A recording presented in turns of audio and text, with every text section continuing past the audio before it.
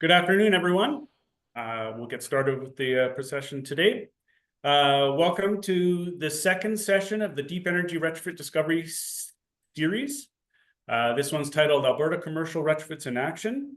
My name is Dean Jones. I'm a Principal Investigator Lab Supervisor here at the Green Building Technologies Access Center on SAIT campus. And just wanting to make sure that everyone understands that this session is going to be recorded for future reference and for others that couldn't attend today to be able to view in the future. This is a brief agenda. We'll be going over the land acknowledgement. We'll introduce the Alberta Ecotrust Retrofit Accelerator program. We'll do a quick introduction for the GB Tech program here at SAIT. I'll introduce the panel. They'll do their case study presentations. We'll have an opportunity for question and answer, and then we'll have a panel discussion and any final further discussion after that. Just wanted to make a note on the question and answer. So please make your best to address to the specific presenters. We're going to have 3 presenters today. So if there's a specific question, please address it to the specific one you're wanting to ask your question to. And we'll have some additional, like I said, some further discussion at the end if there's any final questions that come up. So we acknowledge the traditional lands and territories of the Indigenous peoples who have lived on these lands and have taken care of them since time immemorial. We make this acknowledgement as an act of reconciliation and gratitude to those whose territory we reside on or are visiting. What became known as the province of Alberta in 1905 is also the traditional and ancestral home to many diverse Indigenous peoples. This includes Treaty 6, Treaty 7, and Treaty 8 nations. The Blackfoot Confederacy, comprising the Siksika, Kainai, Piikani First Nations, the Cree, Dene, Nakota, Sioux, Saulteaux, and the Métis Nations of Alberta. We are grateful for the traditional knowledge keepers and elders who are still with us today and those who have gone before us. So now I'll pass it over to Didi McCarr at Alberta Ecotrust. Hi everyone, my name is Didi McCarr. I'm the Senior Program Manager for the Retrofit Accelerator program at Alberta Ecotrust. Alberta Ecotrust Foundation is a charity that leads and supports environmental and climate action projects in Alberta. And we have 2 building initiatives currently within our organization. ENBIX is a collaborative initiative of Alberta Ecotrust that brings the building industry together to share knowledge, build capacity, and support building and renovation practices across Alberta. And the Alberta Ecotrust Retrofit Accelerator is a free coaching program designed to guide building owners and managers through sustainable building upgrades known as Deep Retrofits. These take a whole building approach to standard upgrades to reduce emissions, energy consumption, and operating costs. So I'll walk you through a little bit more about our Retrofit Accelerator program.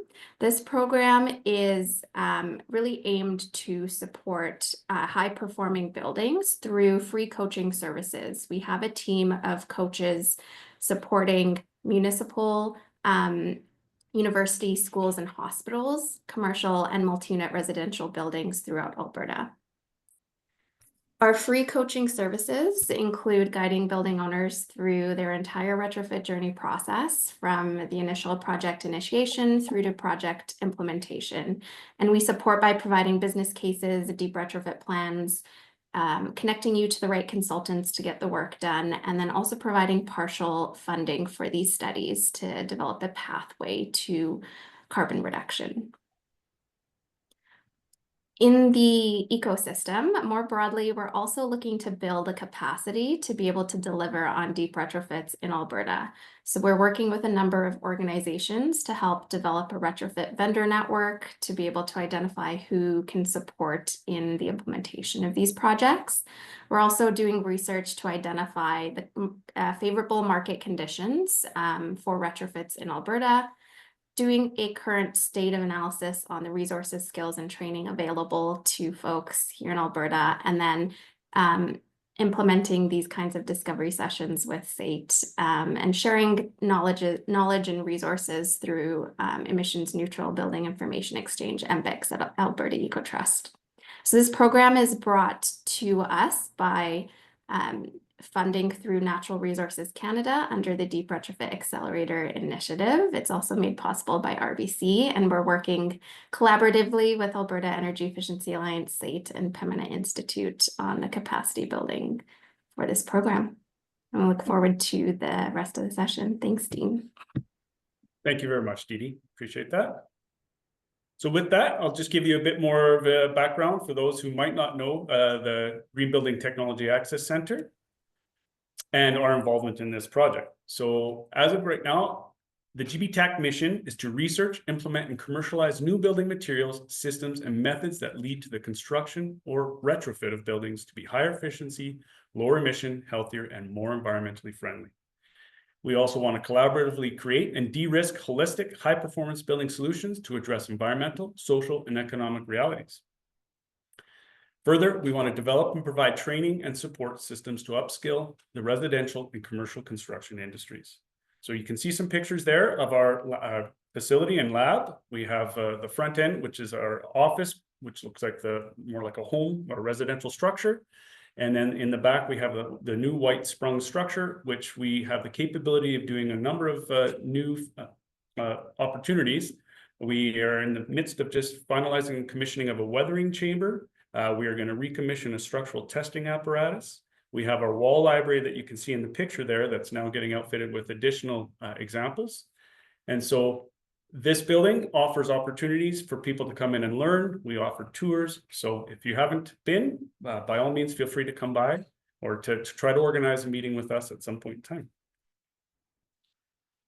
So the Retrofit Discovery Sessions are part of SAIT's main deliverables, one of SAIT's main deliverables on this Retrofit Accelerator program under Alberta Ecotrust. So the key objectives of the discovery sessions are to educate participants about the importance of deep energy retrofits in addressing climate change and improving energy efficiency. We want to facilitate the exchange of information, networking, and best practices among industry professionals. We want to showcase case studies of the successful deep energy retrofit projects to inspire, motivate, and learn, and to share that knowledge. So that's what we're going to be doing today. We're going to identify funding models, incentives, and financing mechanisms to reduce upfront costs. We want to identify and address barriers and skill gaps in the industry, training and certification opportunities. And we want to identify and address technical challenges related to retrofitting buildings while promoting innovation and best practices. So this was set up as 8. We are committed to 8 sessions. 3 were meant to be in person in Edmonton, 3 in person in Calgary, and 2 virtual sessions. So we've hosted one in November of 2024 in person in Calgary. We're doing this one as a virtual session, and in probably June, we'll be planning one in Edmonton, an in-person session in Edmonton. So please stay tuned. Potential future discovery session topics are included there. Another main deliverable for our project under this Retrofit Accelerator is market and gap analysis. So our key activities include training needs identification, learning from other jurisdictions, assessing financial needs, code and regulatory impact analysis, barriers and risks to accelerating retrofit activity in the Alberta market. And ideally, the expected outcomes are to identify skill building needed, accessible training, gaps in available training, to identify best practices and lessons learned that can be applied to Alberta's program, the collection of data to quantify the need for financial support and incentives, understanding impacts that support or create barriers for retrofit projects, and finally, identify potential opportunities for made in Alberta solutions, including supply chain identification and technology options for local market. So now I'll move on to introduce our panel speakers today. First, we have Brent Downey.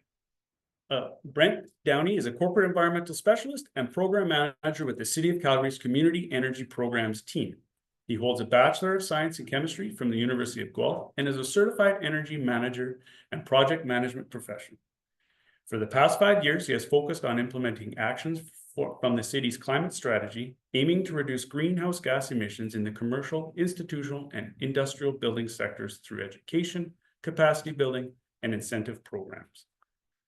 Brent leads Benchmark YYC, the city's building energy, benchmarking and disclosure program, and the Downtown Retrofit Challenge, which he will tell you more about today.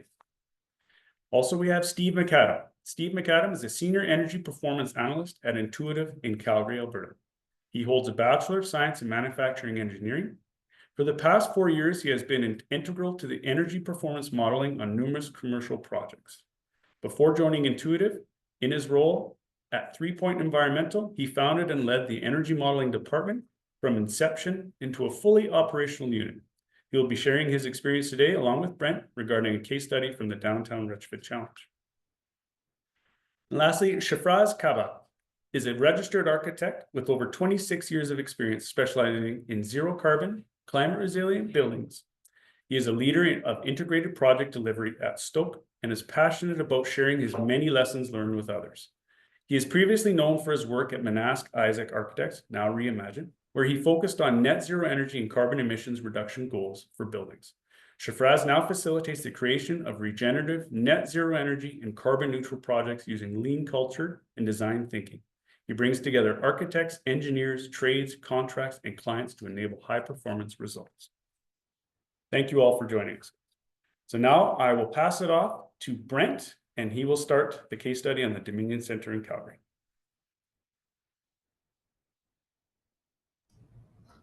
All right. Thank you for that wonderful introduction, Steve. And thank you everyone for your time and attention today. Very happy to be able to share and discuss the Downtown Development Incentive Program, the Downtown Retrofit Challenge, and most importantly, the Dominion Center Office to Residential Conversion Project. So without further ado, I'd like to start with sharing some background information about the City of Calgary's Downtown Development Incentive Program.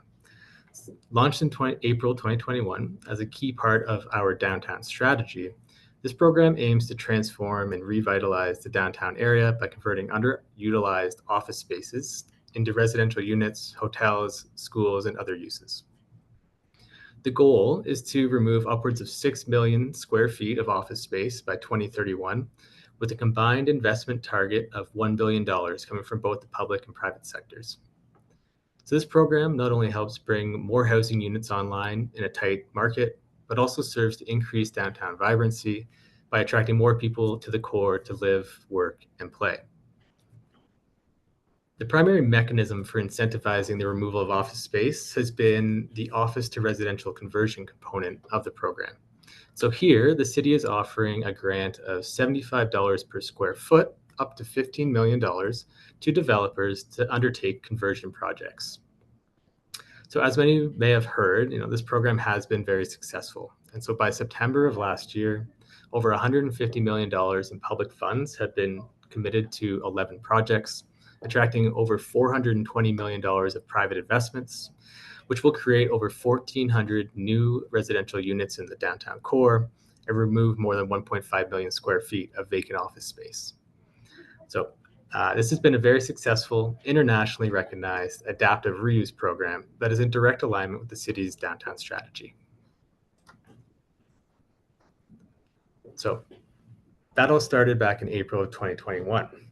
Fast forward 2 years later into 2023, and Calgary City Council approved the 2022 update to the city's climate strategy, and shortly after approved the climate implementation plan, which for the 2023-2026 budget cycle. So what this meant was that the city's climate and environment business unit had the direction to implement key actions from the climate strategy and was provided with some budget to do so. So one of the actions to undertake stated that the city should look to promote, build capacity for, and incentivize deep energy retrofits and building decarbonization in the downtown core. The Community Energy Programs team, which I'm a part of, was tasked with doing this.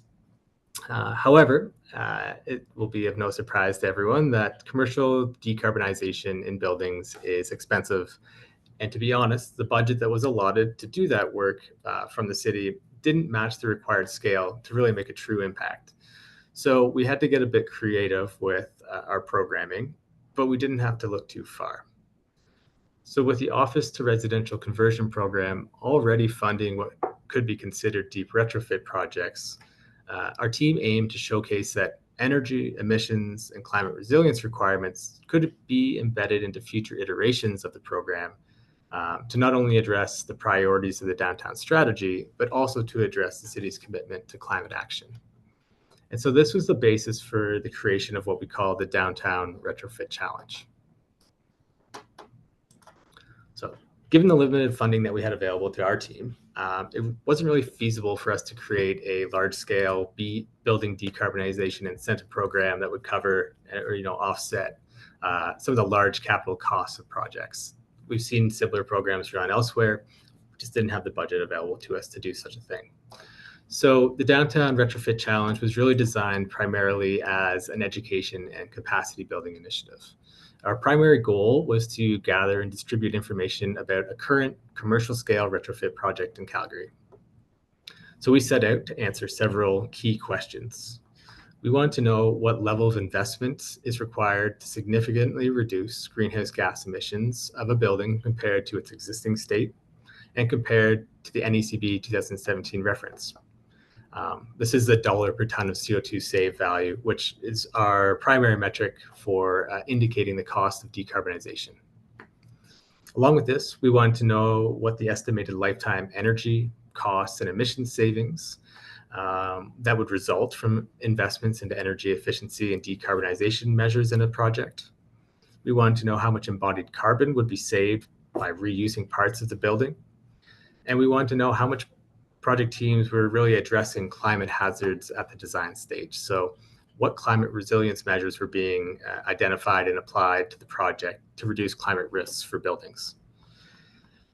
And along with answering these questions, the Downtown Retrofit Challenge was really meant to act as a template for other city business units for incorporating energy, emissions, and climate resilience requirements into community-facing projects that are partially funded or fully funded by the city. So how did the Downtown Retrofit Challenge work? The Downtown Retrofit Challenge was aimed to incentivize an approved office to residential conversion project that could best demonstrate a commitment to energy performance and climate resilience. The challenge offered a $1.2 million grant to the project that could achieve an energy performance of 25% better than the NECB 2017 reference building, that could assess the relative risks of climate hazards on the building and include risk mitigation measures into the project design, and include EV charging systems, renewable energy, or district energy connections into the project where possible. To receive the funding, the awarded project would need to attend a full-day design workshop with the city, as well as a third-party sustainable design and engineering consultant. It would need to produce energy models of their proposed building and the NECB 2017 reference building. It would need to perform a climate risk and resilience assessment using a template provided by the city. So this is something that we use on our major infrastructure projects and building projects internally. We were hoping to have a private organization test out that process and provide feedback. We asked them to also perform an embodied carbon analysis and then supply their Class C and Class A cost estimates for the project. The building owner would also need to apply much of the grant funding to incrementally upgrade one or more of their building systems. And additionally, they needed to agree to post-construction performance measurement to determine the real-world impacts of their project on energy consumption and greenhouse gas emissions so that we compare to what was modeled beforehand. And so through this process, through the Downtown Retrofit Challenge, the city could really work with the project team to identify energy and climate resilience measures that could be incorporated into the building design for this retrofit project. And then subsequently, we would be able to report on the impacts of those measures in terms of energy use and emissions reductions, as well as improved climate resilience for the building. And most importantly, we would be able to report on how much it would cost to implement these measures and what the potential cost savings down the road could be. So in May of 2023, we opened applications for the Downtown Retrofit Challenge, which lasted a couple of weeks. We had 4 projects that applied to the challenge. We deployed an evaluation team consisting of 10 city subject matter experts from our climate and environment, our building services, and our community planning departments to review each application and then score them using a standardized evaluation form. Once all this was completed, we compiled all the evaluations together, held a consensus meeting, and we selected the project that was best positioned to achieve the desired outcomes of the retrofit challenge. So, as you may have guessed, in the end, the Dominion Center project, which was at the time owned by SAIT Asset Management, was selected as the winning project. And there was a few reasons why this project was selected. So it was still fairly early on in the design phase. The scale of the project was better matched with the scale of our available funding. So it was a relatively smaller project compared to some of the other applications. The project team committed to completing all of the requirements as we had asked them to. They were targeting a 25% energy use improvement over the NACB 2017, which would ultimately result in the highest emission savings compared to the other projects. And the additional retrofit challenge funding that they'd have access to would be put towards key building upgrades, such as upgraded building envelope and a central energy recovery ventilation system. Okay, so I hope that helps describe the intertie between the downtown office to residential conversion program, the downtown retrofit challenge, and the Dominion Center project. I would need another hour or two to really go over all of the outcomes of the challenge. So we can't do that today, but maybe we can add it into the discussion later. And also, we have written a case study that describe all of the primary outcomes. So I'll toss that link in the chat for everyone. But before I hand things over to Steve, I'd also like to share some insights provided by the building owner, who is now Alston Properties, as they acquired the Dominion Center from SAIT Asset Management during the demolition phase of the project. So although their representative couldn't be here today, they were very keen to support our discussion today by providing some of the motivators and the rationale for taking on this conversion project. I thought that would be of interest for us all to hear. So Alston Properties is well-versed in office to residential conversion projects, with the Dominion Center being their 5th such project in Canada. Because of this, they're able to leverage an existing consulting team that they've previously worked on another conversion project with, which ensures familiarity with this work scope and likely makes things just a little bit easier. The City of Calgary grants and targeted investment into the greater downtown core really bolstered their business case. As well, Calgary's real estate market was showing strong market fundamentals, indicating a healthy and relatively stable environment for investment. And the rental market in Calgary was also showing strong fundamentals, supported by a positive economic outlook for Calgary and robust migration numbers. So these were some of the key factors that supported Alston's investment into this project. So additionally, Alston shared some insights into how the project was funded and financed. So first and foremost, they were able to purchase and acquire the property for a favorable price. And this was due to the lack of competition in the space. So they said institutional investors are selling these offices, but only a handful of private companies are willing to take them on for the purpose of converting. So this led to favorable asset pricing for them. The project was then financed through the CMHC's MLI Select program, which allowed them to cover up to 85% of the total development costs through financing, with a long-term 40 to 50-year amortization period. This meant that they only had to put down about 15% for the project, which was favorable for their business case. As well, the grant funding that was offered by the city through the downtown office to residential conversion program was really there to act as a hedge against interest rate volatility. So these were some of the key financial factors that supported their investment decision. And last but not least, and to toot our own horn a little bit here, they also had some praise for how the city supports these kind of projects beyond just the grant funding. And so, the city not only provided grant funding, but offered an expedited permitting process for the project, was there to provide pragmatic direction and recommendations throughout the early design and development stage. The city was there to assist with pre-application reviews of site constraints and identify any potential code compliance challenges early on in the process. And then where variances to code were required, they were reasonably granted. So to summarize all of this, Alston was compelled by strong market fundamentals and indicators, decent acquisition price on the building, favorable financing terms, and financial and process supports from the City of Calgary. So that's me. I will hand everything over to Steve to talk a little bit more about the energy performance perspective of this project. Great. All right, thanks for that intro, Brent. Yeah, and I'll be attempting to take the screen over here so I can start going through my slides. Oh, Brent, you might have to give up control of the screen.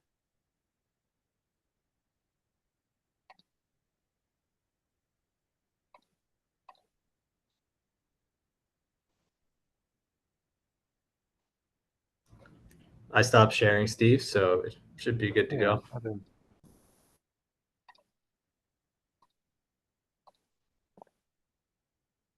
So it's just giving me, oh, this might be it. I'd have to juggle through some screens here.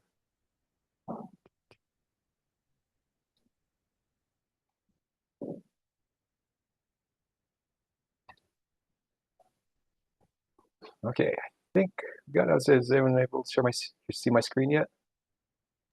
Yeah, you're good to go, Steve. Thanks. Right on. All right. Hello, everyone. Once again, my name is Steve McAdam. I'm with Intuitive, and I will be talking a bit more about the nitty-gritty of the energy performance analysis that was performed and that was used to guide a lot of the design decisions for the retrofit.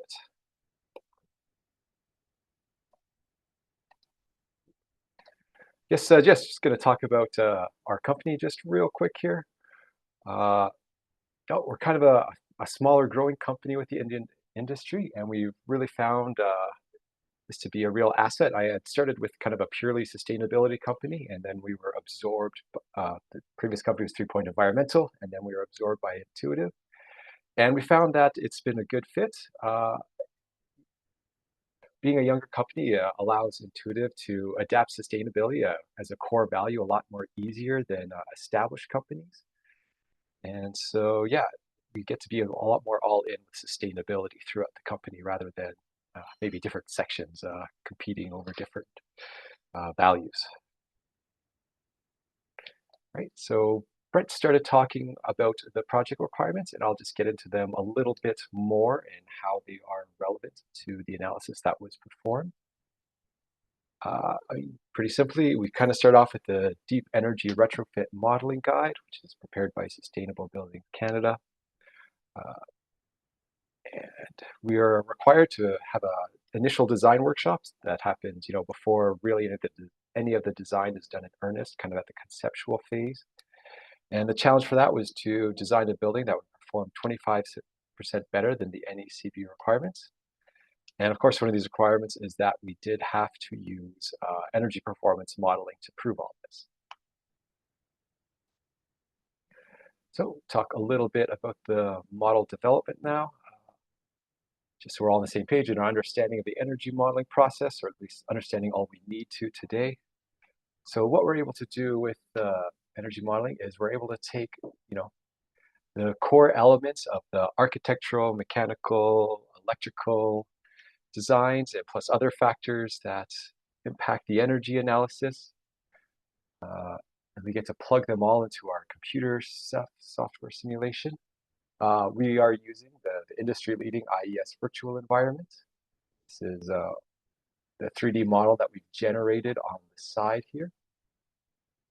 It's a very powerful tool in the sense that it's highly modular. You can do just about anything that can be done in energy modeling can be done with this software.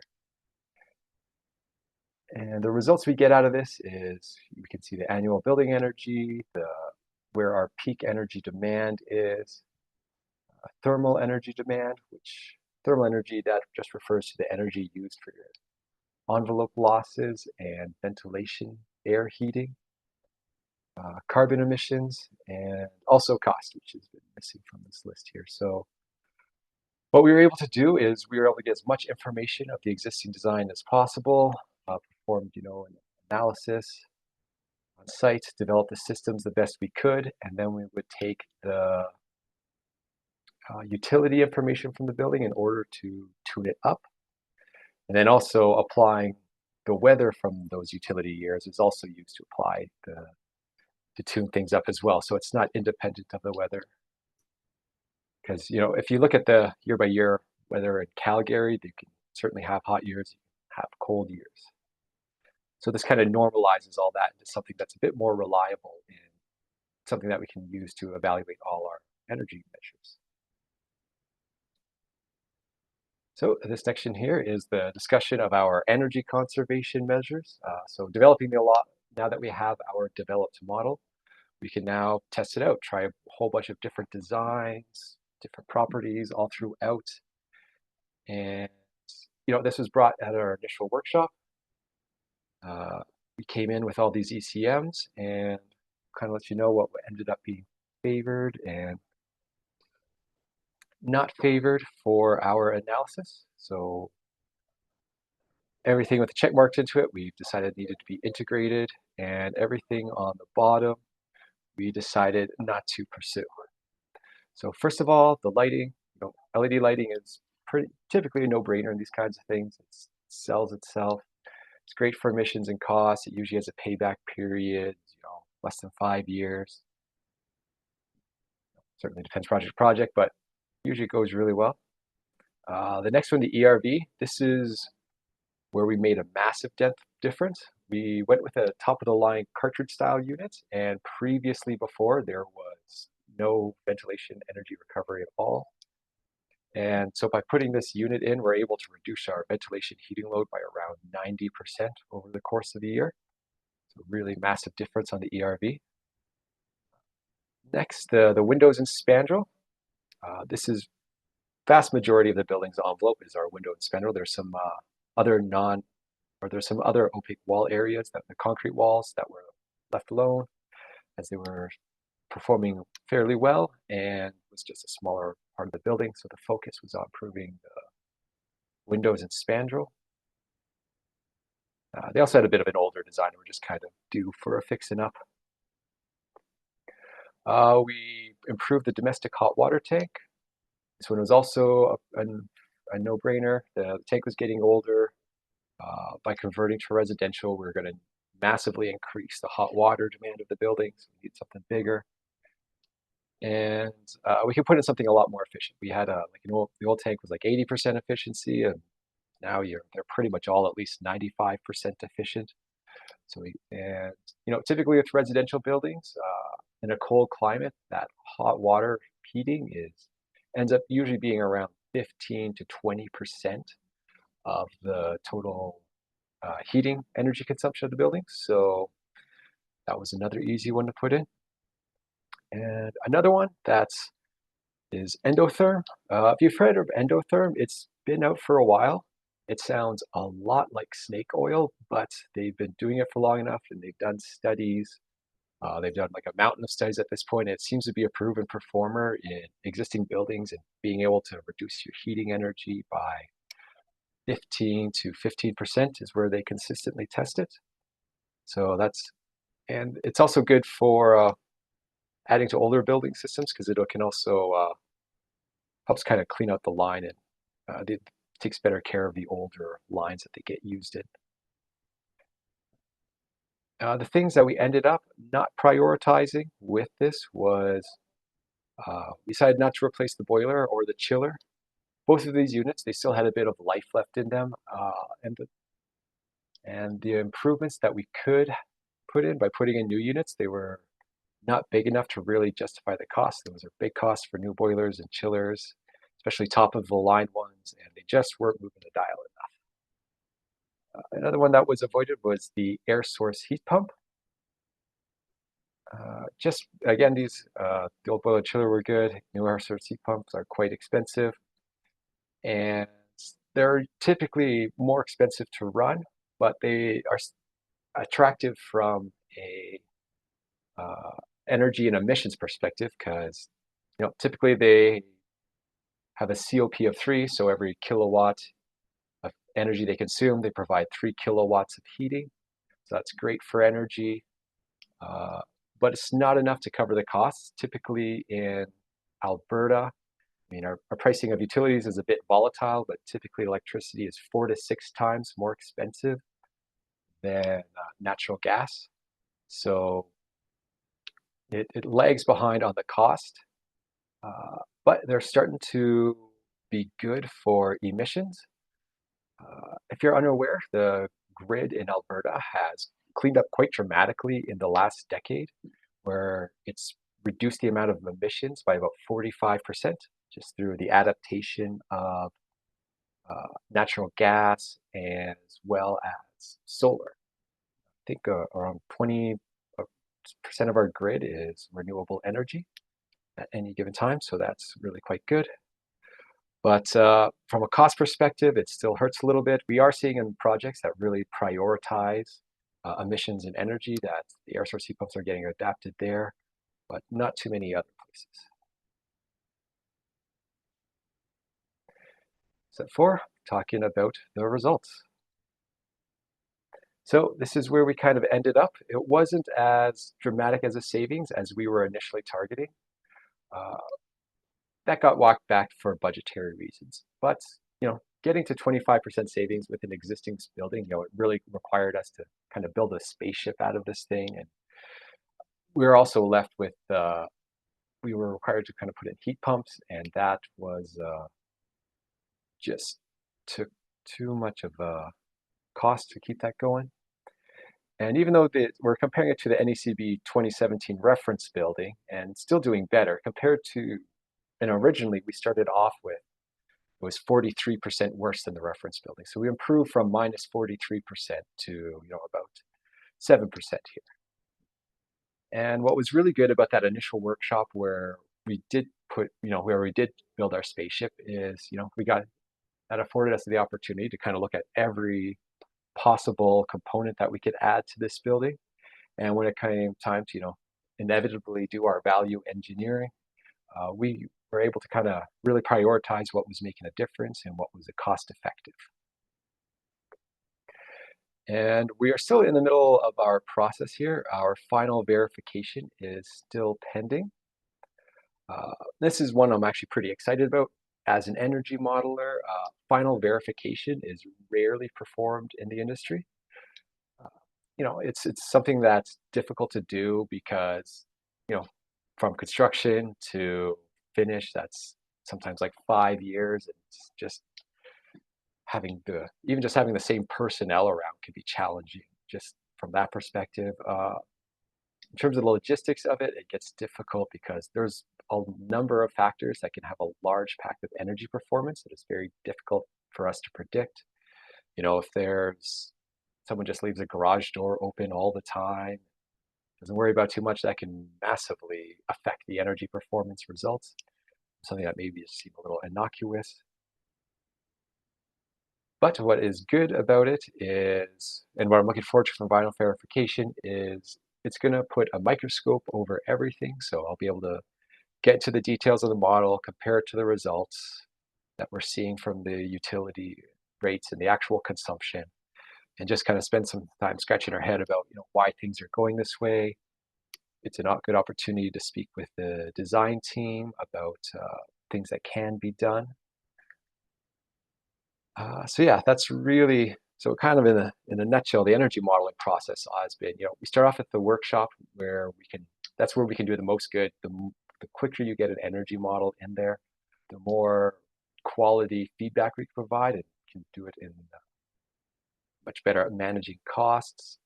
In the middle phase we're in right now, my role becomes more to just keep an eye on design, making sure that any alternatives or any interpretations of our original energy conservation measure recommendations are being followed through with in a meaningful way. And then finally, we'll have the verification coming up, which kind of put the final stamp on all this and see what we've really accomplished. And that takes me to the end of my portion. I can now pass this on to the remainder of the presentation. Thanks everyone for your time. That's awesome. Thank you very much, Brent and Steve. Really appreciate that. No problem. Just a reminder that we'll tackle the question and answers after Shafraz's presentation. So please, if you have anything that is stirring in your brain and you want to get it out and ask the presenters and panelists, that'd be awesome. So without further ado, thank you, Shafraz, and we'll pass it off to you. Awesome. Thanks, Dean. Happy to present this case study on WSP Place. We had this project at Reimagine for a while before we were able to pull the trigger on this deep energy retrofit. So just as you can see, it was a precast concrete building built in the very late 1970s, not performing so great. And basically the developer Procura came to us to say how do they work with this building, make it more interesting, make it more energy efficient. So we undertook a feasibility study way back in 2010. So I can't believe that's 15 years ago. That feasibility shared with them sort of the options of how we would approach the building, everything from a very light touch, easy refresh to interiors and creating a new entry to a very deep energy retrofit. So at the time, the building was actually fully leased, so they did not pull the trigger. What happened in 2014 is the major tenant, Associated Engineering, decided to vacate their multiple floors in this building. And that was the business case that made this deep energy retrofit sort of viable. So essentially, our feasibility showed if we were able to work with empty floors, we could shuffle around the existing tenants as we did a deep energy retrofit. And that took us some convincing with Procura to say, yeah, I think we could make that work. And to the point of, how best to work with teams, we really have to utilize sort of an approach of deep collaboration and integration with our design consultants, the engineering team, as well as several design assist trades that we brought on board early in the design process. And it, believe it or not, took about 2 years from start to finish of redesigning and then retrofitting the building while the existing tenants were in place. So it was no small feat. We're pretty, I guess, impressed by the ability for the team to come together. We actually worked with the new tenant, WSP, on mechanical electrical, on a full gut of all systems, mechanical and electrical. We worked with RJC Structural to really understand how to clip on a new envelope. And Shandos Construction was the general contractor. And one of our key design assist partners was Flynn on the envelope, as you'll see in a minute. It was very challenging to try and do this with tenants in the building. What I should also really emphasize, this building was only 32 years old at the time of retrofit. So it was built in 1979. We did a lot of analysis, including thermal scans and energy modeling. And as you can see here, one of the things is where are the problems? And basically, precast concrete and clipping them onto steel structure with really poor envelopes showcased a bunch of corrosion issues, a bunch of detailing that we needed to fix. But you can't do it all on a private developer budget. So unlike the programs that now exist with the city of Calgary, we had no retrofit funding available, we basically had to prove to the developer this was going to work with their pro forma, and basically we had to show through a lot of math how this was going to work, including how if we did a deep energy retrofit, that really amazing improvement in energy savings might actually be the way to convince a new tenant to really come in. And I believe that's sort of how they got WSP on board to be their new major tenant, is showing them how their operating costs or their lease rate, including op costs, would be very, very competitive in this refreshed retrofitted building. The key to doing that is, in my mind, learning what net present value is. So really, this is the challenge with developers. They tend to pass along operating costs to the tenants themselves. But if we could start to utilize the math to say, hey, the capital cost plus the operating costs will actually work out so you can offer a relatively high lease rate, but a very low operational cost. So the net leasing of space will be quite competitive to your competitors who are not creating buildings as nice as what we will retrofit. That to me was the key for Procura to sign on a new tenant, and also to go forward with this, as to how to really utilize that whole idea of the long-term idea of net present value, and how not only to show future tenants the operating cost benefit, but for Procura itself to be able to finance this privately, to be able to do the capital costs of construction by showing it's just a little tiny bit more money in the overall financing that helps pay for this relatively high kind of retrofit cost upfront. But that small cost will more than be covered by the additional lease price per square foot you would present to a new tenant who wants a new building. So essentially, that's the key: is how do we make these buildings that are old just as new as brand new construction, essentially. And so we took this whole building apart and began to say, we cannot do an entire envelope renewal.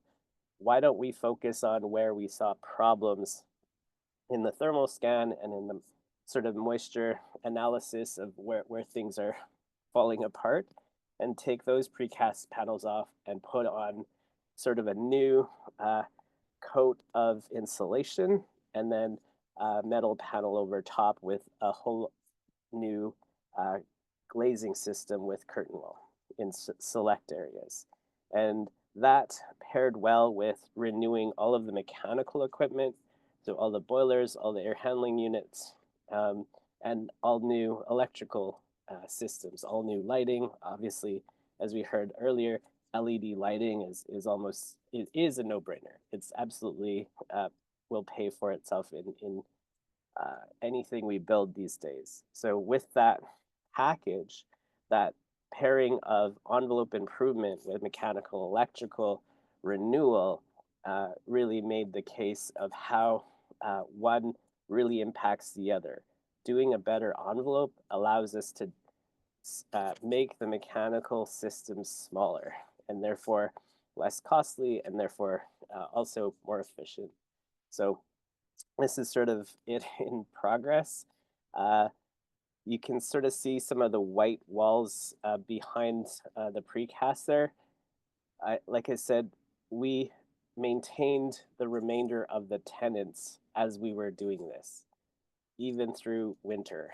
So there was a wall constructed in of this exterior wall that was 6 feet inside the building, and basically Procura worked with all of their existing tenants to give them incentives to stay with reduced lease rates, and had to shuffle them around floors, as we had basically had to tear everything apart and put it back together, floor by floor, from the top to the ground level, which was quite the logistical challenge.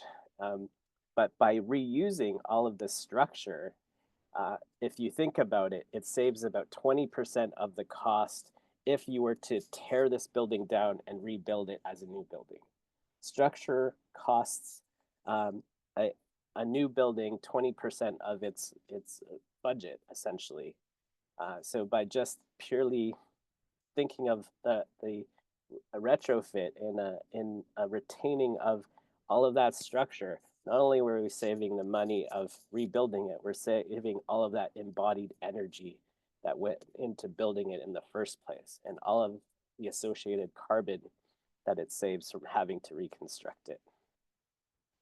We took off about 50% of all the precast panels. Like I said, not all of them needed to be replaced because a lot of them didn't have any corrosion and were in fairly good shape and would last. And we applied insulation to the outside of that precast panel and basically put a new metal panel system with triple glazed curtain wall on top of it.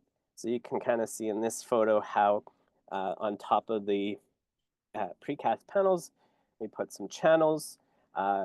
Between those channels was insulation,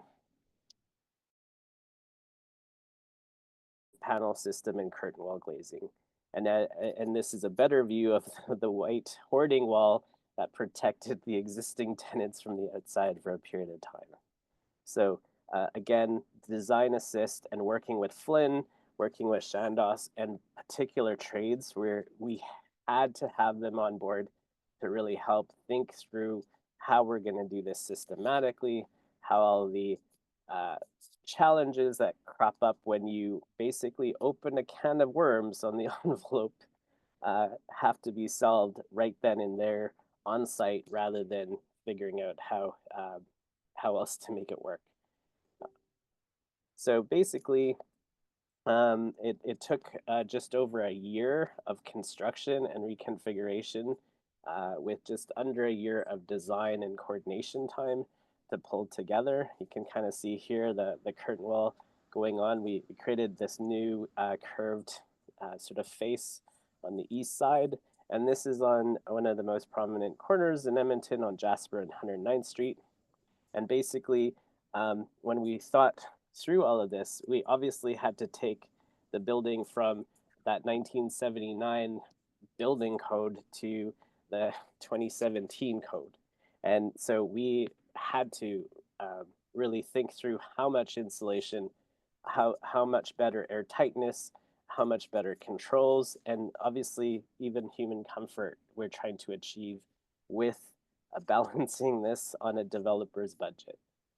So again, the fine tuning with our team really involved a very engaged energy modeling team with the mechanical and electrical engineers having some amazing ideas of how best to balance all those systems and what is the right level of insulation. So what was really interesting is by putting the insulation outside of the precast panel, we're now kind of saving it from ever getting more moisture back into where the panels are connecting to the steel to, degrade or corrode or be a problem from the outside. So this is sort of what it looks like in the rendering we designed. It sort of now meets a LEED Gold standard. When we look into it, we were really excited about even adding a small bit of photovoltaics to the roof, which you cannot really see from the ground. But if you look at how many energy points, we had 17 of the 21 energy points in LEED attributed just to doing that mechanical, electrical improvement. And this is due to the pure nature of the energy code requiring far more better efficiency back to when it was first designed. And I think that the amazing part is working through all of this directly with the trades, the contractor, and the developer allowed us to keep things to the budget that the pro forma was looking for. So basically, if you'd like, I'll share a case study or sort of Reimagine magazine that we went to share this story.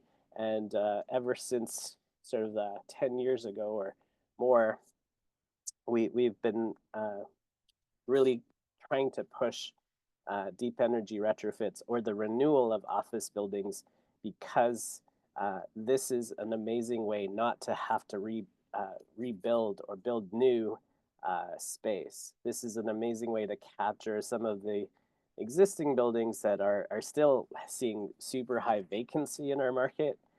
I know Calgary and Edmonton are in that still mid-20s of sort of tenant vacancy rates. So like that, there are a ton of these types of buildings in both Edmonton and Calgary that have this opportunity, that have even fewer tenants. And the ideal time to do these deep energy retrofits is when you have the empty space to work with. So I will leave it at that. If you have further questions beyond our time for question and answer today, my email is below, and I'll dump the link of the case study in the chat. So happy to move on to questions, I guess. Back to you, Dean. Awesome. Thank you very much, Shafraz. Really appreciate that. Let me get my screen back up here. All right.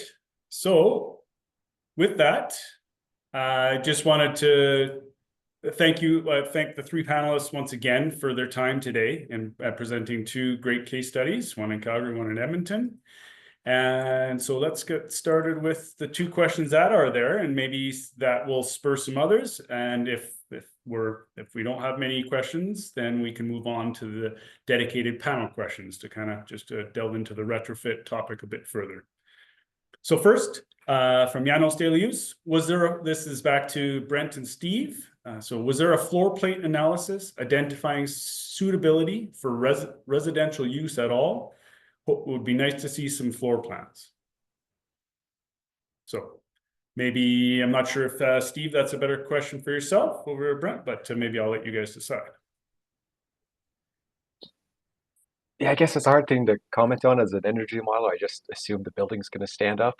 And they must have been able to do it because they did do, yeah, we did all the rooms in there, some of the exterior as well. So I would think they would, but unfortunately I can't get into too much detail.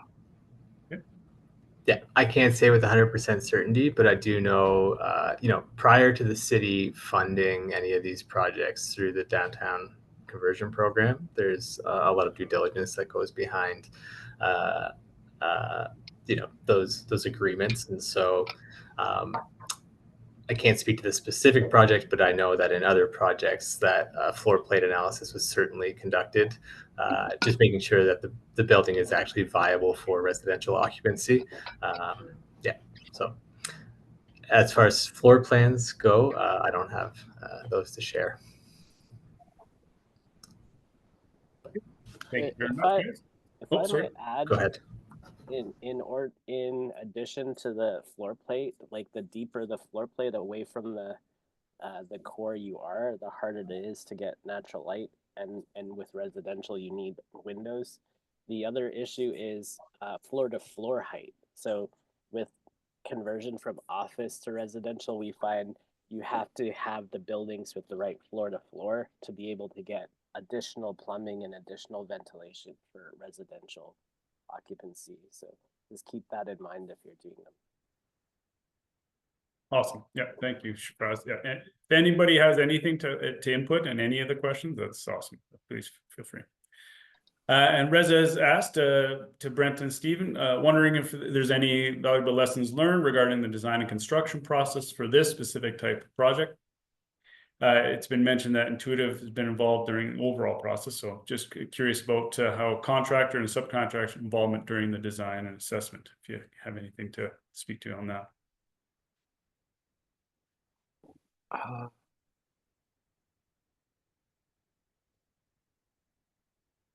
Yeah, again, this is something I wasn't too involved with, but yeah, like I was saying during my presentation, during the design phases, it is my responsibility to kind of keep track of all the sub-consultants that are working on things relevant to energy consumption and just making sure they're all staying on track to get our results.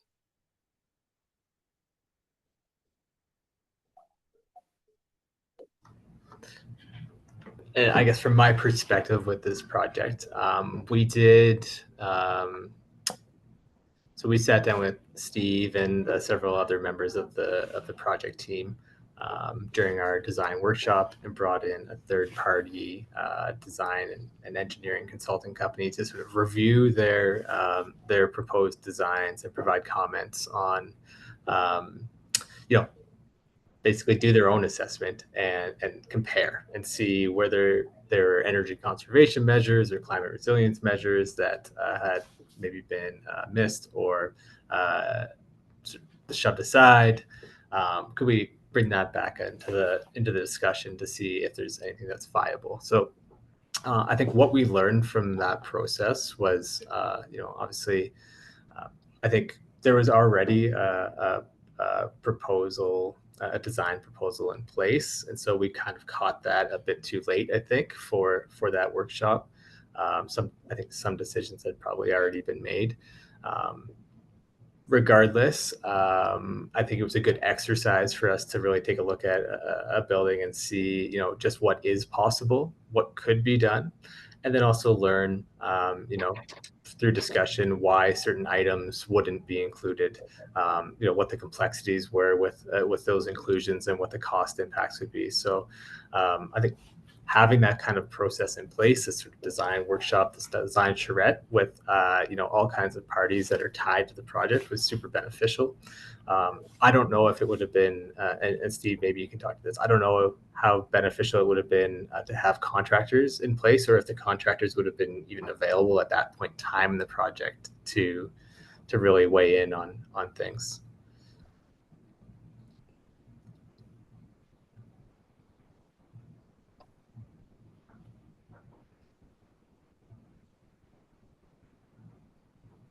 Okay, just double checking, Steve, you weren't going to follow up with anything there?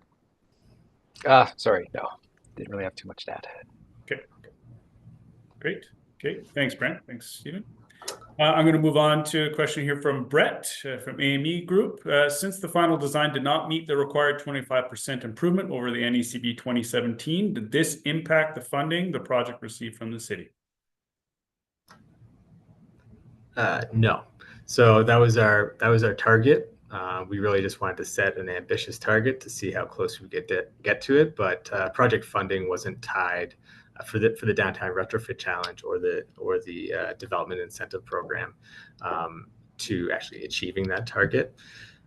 I think future iterations of programs like this should certainly look at making those requirements. But for this sort of first kick at the can, we just set a target and didn't hold them to it. Interestingly enough, I will say, although there was a sort of a deviation from that NECB 2017 target,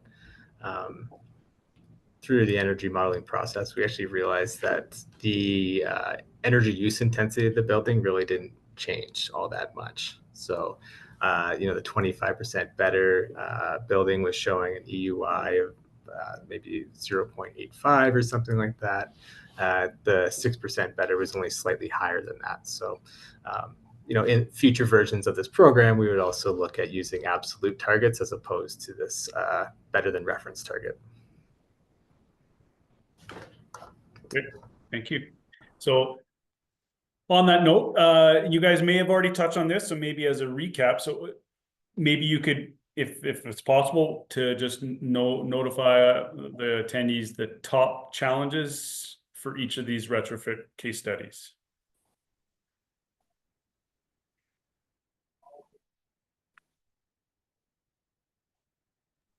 For the WSP, it was shuffling tenants, obviously, while it's under construction and trying to keep them happy. and deal with noise, deal with weather, deal with all the unexpected things that happen, and doing that without basically like keeping construction moving and safe. So that's why I wanted to emphasize at the end, if there are owners with buildings that are significantly empty, do it now. Do it while you have no tenants or very few tenants, because they are quite the challenge. Yeah, and from my perspective, the challenge with the energy performance is always the cost, and just trying to, communicate in an effective way where the owners need to be investing their money to get the best performance out of their building, and yeah, not surprise themselves with anything down the road in terms of their performance and costs. And from my perspective, looking at designing and developing and rolling out a building energy retrofit incentive program, I think one of the, I think I talked about it at the start. We had limited funding available to us, so we couldn't make too big of a dent. We tried to tag on to an existing incentive program, but they had already had, it had been in operation for a couple of years. They've got their own priorities and their own terms of reference. So we're really trying just to attach on to that and showcase that energy emissions, resilience performance requirements can be embedded into these types of office to conversion incentive programs without impacting the timelines. And I think that was one of the biggest concerns, was that too many requirements on a project for energy and emissions would impact the sort of timelines to completion and get away from the original goals of the conversion project, which were to basically as quickly as possible remove vacant office space from the downtown core. So it was just one of the challenges we came across in terms of actually working with the project team and going through the whole downtown retrofit challenge process. As far as I'm concerned, it was fairly smooth. The project team was great at getting us the information that we were looking for, very open to working with us on each one of those sort of requirements. I think another challenge with that, though, is just the timelines for just the general timelines. These projects take a while, and so people are looking for outcomes, and it takes a couple of years to get there. So it's just the nature of it, though. That's awesome. Okay, thank you guys.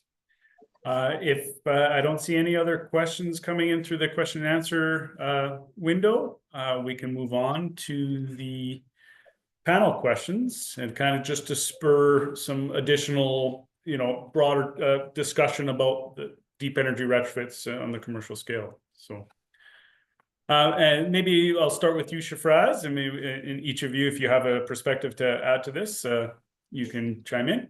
From your perspective, what proactive measures can building owners take to prepare for and position themselves for a successful deep energy retrofit project? Well, I think it is down to measuring what you have now and doing some of the analysis proactively to see how well is your building energy benchmarking to others. And then that can tell you, hey, are you terrible or are you not so bad? And help that guide you into how and when you can start to look at a deep energy retrofit.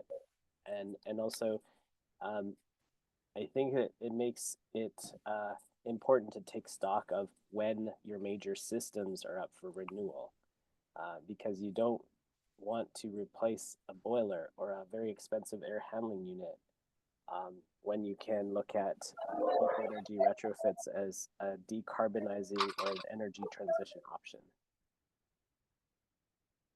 So there's some benefit to that. Yeah, for me, it's really just to get, the energy analysis involved as early as possible. It can be, for a little after the initial phase, then, people can get set on a direction with the design, and, even once they get a little bit of an inkling, sometimes it can be really challenging to change a team's perspectives on what should be done. So yeah, for me, it's definitely get in there as early as possible and start analyzing before really the rest of the design gets going. Picking up off of Shifraz's presentation, it sounds like early planning for tenant management is going to be important. So are you going to maintain your tenants while you're doing the project, or do you have to roll out a plan to sort of vacate the building, and how are you going to manage that? As well, I think it's very important for project teams to know what available incentives or financing mechanisms are out there. If you don't have that knowledge, you may go down a certain path, realizing that they could have got funding to go above and beyond your original plan, maybe that through a federal or provincial or municipal incentive program. So just keeping tabs on that landscape can be challenging, but very important. Just echoing the building energy benchmarking program that we have here. Building energy benchmarking as a critical component. This is why we have Benchmark YYC here in Calgary, is to support building owners in understanding that information. We give them that support to help collect their energy use data and assess it and analyze where they're at relative to their peers. As well, I also, paired with that, think that building owners should look at here in Calgary our green building priority stream. So this is a process incentive program that we have in place that if you're a building owner who's going through a deep energy retrofit and you've set some high performance targets for your final building, the city will assign that as a priority project in our community planning department, which means that the project is given as soon as, at the basically pre-application phase, a dedicated team of city subject matter experts to sort of chauffeur that project through the development permit process, speed things up, as well as try to catch any potential issues with the project as soon as possible. So, great. Yeah, thank you all. Okay. This might be a bit of a recap. You may have touched on some of the question here in regards to the case studies, but maybe as a general, based on your experience, what are the key barriers and challenges that building owners face when considering a deep energy retrofit? And maybe we'll start with you again, Shifraz. The dang pro forma. So the building owners are always like, is this gonna actually meet the pro forma? Can I afford to do this? Is it actually gonna attract tenants who will pay a higher lease rate? And like I said, you just have to show them through the math, through not just the energy modeling. What we also determined with the carbon pricing is, like, again, showing the benefit of carbon in the equation to say you can actually save the carbon tax if you reduce your energy consumption. And to do that significantly enough takes a deep energy retrofit to make an impact. And that plugs in again back to that net present value formula. It's like you will save money on the carbon taxes that energy is costing you, and to and be able to justify that. We did that with Edmonton Public Schools, and they are shocked and awed that just by efficiency alone, through the Edmonton Public Schools portfolio, they are saving $6 million in energy costs per year by efficiency through energy reduction. So that goes to pay for a lot more essential things schools need than carbon taxes. I'm wondering if I could add on a question to this, maybe for you, Shifraz. And is there are all building owners willing to undertake a deep energy retrofit given its complexity, or is there sort of a gap there as well? Okay. Oh yeah. Well, it's like I said, at the time when we presented our feasibility study, Procura is like, we're not doing this with a fully leased building. So the opportunity came when they were struggling to find a new major tenant to take floors in a building. Like, how do I sell this god awful, inefficient, not flashy old building to lease up? And I think that's the beauty of deep energy retrofits. You can make an old dog of a building as good as new, or even better, for a lot less cost. So again, if you think of, had we demolished that building, the demolition alone would have been multi-millions of dollars, and then rebuilding that building, maybe higher to get more value, but to build a like for like of that would have been significantly more than the deep energy retrofit we did.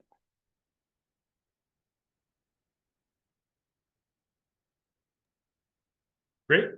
Awesome. Yeah, thanks for the extra question there, Brent. If by any means, if people still attending have any other questions as more discussion happens, please put it into the question and answer window. Steve, if you didn't have any follow-up on that, I'll move on to the next question. Yeah, we can move on. I think Shafraz captured that pretty good. The challenge really comes into proving the worth of these energy efficiency measures. Okay.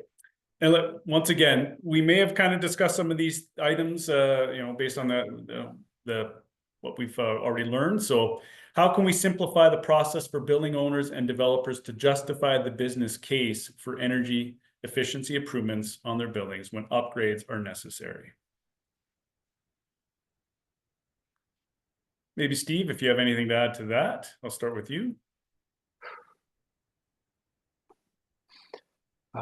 I think it just means, being able to provide the most useful information in easy to understand format is really the crux of the issue.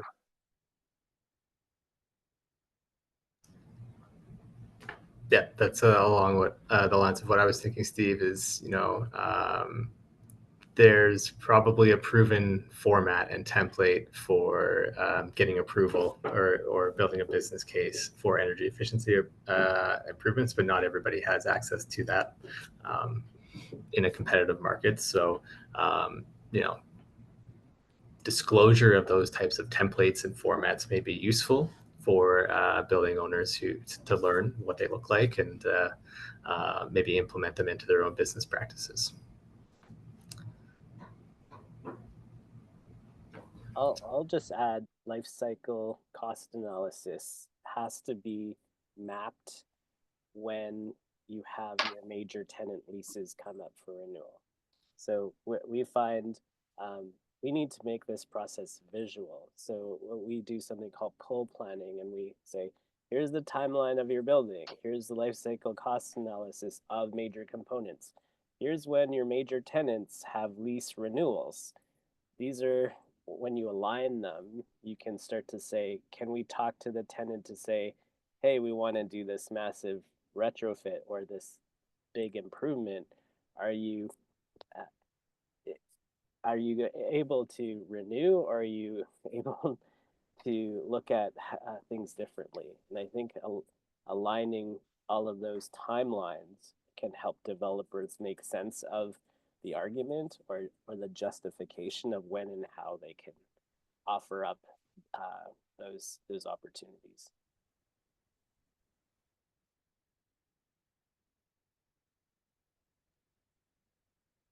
Awesome.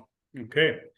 And I see that there's a question in the question and answer, but on that note, I think Shafraz, the last question we had was what strategies have proven effective in educating building owners and other stakeholders about the benefits of deep energy retrofits. So that question you just provided, I think answers that pretty well. I'll give an opportunity to Steve and Brent to speak to this question. Otherwise, I see that Taylor has put a question in. So I'll put it back to you guys. If there's nothing to add, then I will pose Taylor's question.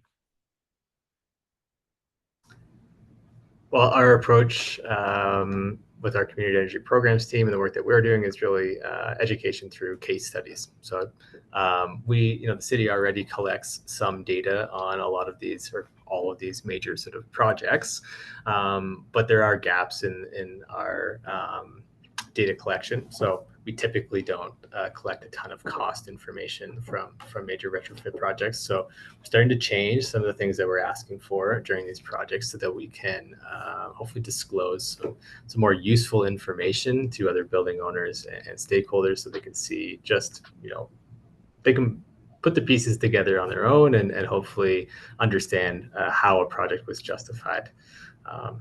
That's our approach to it at this point in time, is through those case studies and also through standardization of case studies. So making sure that the metrics that we're reporting on and the data we're collecting is consistent time after time so that one report can be compared to the other. What I've learned from looking at a lot of case studies from across the country and across the United States is we're quite often missing the most critical part, which is the cost information. So that's something we're really trying to work with developers on. Yeah, I agree. It typically revolves around costs and kind of making the way you present the data, simple to understand and transparent. So that someone without an expert level opinion can get in and do with it, because it's certainly difficult as a building owner. You have to control the expertise in many different fields, and you got to be able to have things you can understand and things that have proven to work. Great, thank you guys. Okay, so we're down the last few minutes here. So see Taylor's question here. Maybe we could each try to get a quick answer in if you have one. What are some innovative technologies or materials used that are making big impacts on the feasibility of deep energy retrofits in the market, such as endotherm or ERVs, like you discussed earlier, Steve? Fiberglass curtain walls. So we finally have something as an alternative to aluminum for curtain walls. So there's several companies out there. One that I've used at Reimagine is Glass Curtain. It's made in Winnipeg and Calgary, so even made in Canada, so it will hopefully avoid crazy tariffs. I think we're seeing finally some cold climate heat pumps that are actually going to work in our crazy environment. Fraz, sorry, I don't mean to cut you off there. Yeah, it sounds like you might be blocking your microphone a little bit. So sorry, I didn't mean to cut you off there. No, I'll leave it for others to add in the few minutes. Sure. Yeah, and just to kind of tag onto that, we're definitely seeing much lower operating temperatures of air source heat pumps, where they're getting down to minus 20 degrees, and that would seem like a dream not even that long ago. Something that I am seeing that's just kind of better utilizing current technology has been heat wheels.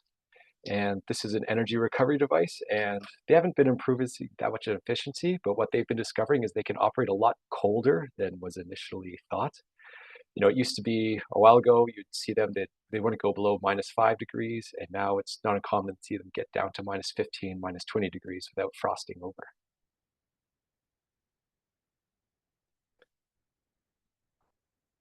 And this project did use the more high-performing cartridge style heat exchangers, but they tend to be about twice as expensive as a heat wheel. So if you're able to get down to that, minus 15, minus 20 range, you start to get comparable results between the two. I mean, cartridge style is always going to outperform by a noticeable margin, but heat wheels have caught up on a lot of the ground.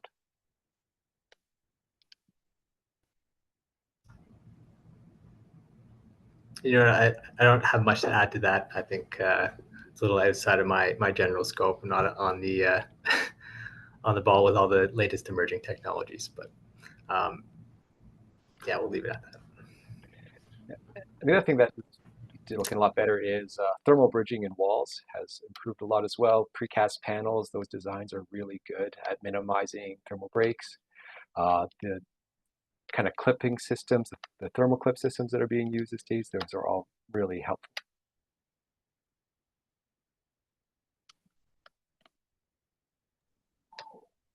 Go ahead, Shafraz, please add any further thoughts there. I was just gonna give a plug for SURIA, the Sustainable Smart Resilient Infrastructure Association has put out funding and has case studies on some really innovative products.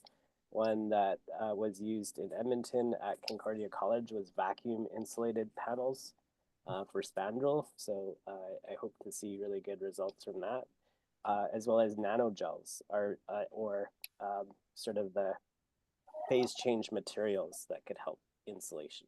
So they're still pretty darn expensive, but at some point they will be viable. Awesome. Go ahead, Brent. Are you going to say something? Well, I was just going to ask, are we seeing any innovation with like building management systems and integration of AI or machine learning into those types of systems? Yes. If you know how to use IoT kind of sensors on I think to me the hope is all of the controls will map easily, so we're not stuck with proprietary controls managing a whole bunch of sensors on everything from diffusers and thermostats to the actual ability to manage energy and efficiency. So whether AI can do it remains to be seen. I think it's safe to say there's lots to learn. I'd say deep energy retrofits, especially in commercial scale and residential, are in their infancy technically. So there's still lots to learn as we optimize the systems, optimize the technologies, optimize the processes, everything. So I'd like to close the session right on time here by the looks of it, and thank our three panelists for joining us today. Their time was valuable. We really appreciate it. As you would have seen earlier, this is a large-scale project, multi-year project, and there will be other discovery sessions that we'll be hosting, both in person in Edmonton and in Calgary, and another one online. So if this subject is of interest to you, please stay tuned. Follow the ENBIX events calendar for further notices and future events. So with that, I'll close the session out. Thank you all for attending. Really appreciate it. Have a great day. Thank you. Bye, everyone. Thank you. Thanks, everyone.